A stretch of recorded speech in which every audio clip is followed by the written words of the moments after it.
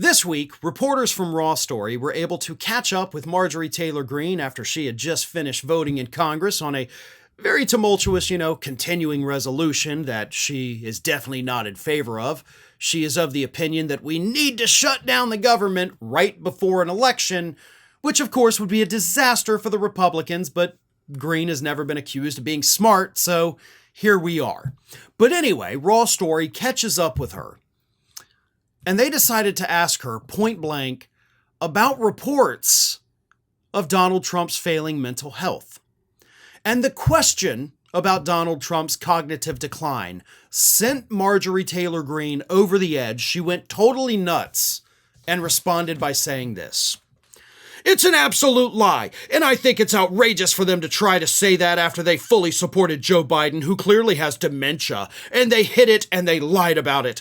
For them to try to say that about Trump, it's obvious to every member of the press that follows him around and he talks to every single day, and anybody at a rally that sees him speak. I mean, this man stands on stage and talks for an hour and a half, and he does not have dementia. As a matter of fact, he's pretty sharp."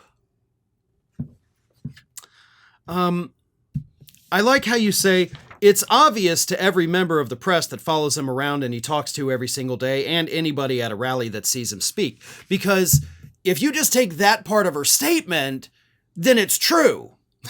Like, if you cherry pick what she said, she's being honest about Donald Trump's mental state. Like, hey, it's obvious to every reporter that follows him around. It's obvious to everybody that hears him speak at his rallies. But she's saying that it's obvious to all those people that he is not suffering from cognitive decline, when in fact it is the exact opposite. I mean, I sit here multiple times every week showing you clips of Donald Trump or reading you quotes from Donald Trump that do not make any sense. And even when you put them in the bigger context, they actually make even less sense, which is supposed to be the opposite of how things happen. Hell, millions of Americans, tens of millions of Americans, watched the debate Tuesday night where his cognitive decline was on full display.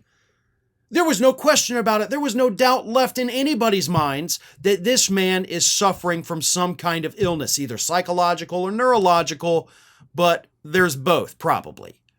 And Marjorie Taylor Greene is like, nope, everything's fine. Guy's totally normal. He's pretty sharp.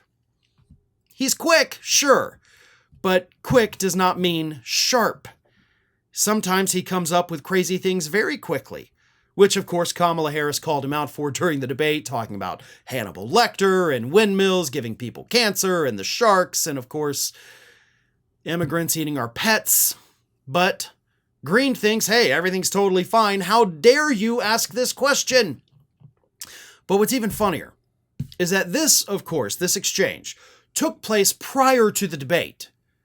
Now, maybe if they were able to catch up with her after the debate, maybe she would be a little more toned down, maybe not quite as belligerent, but they did ask her, again, pre-debate, like, what about the debate tonight?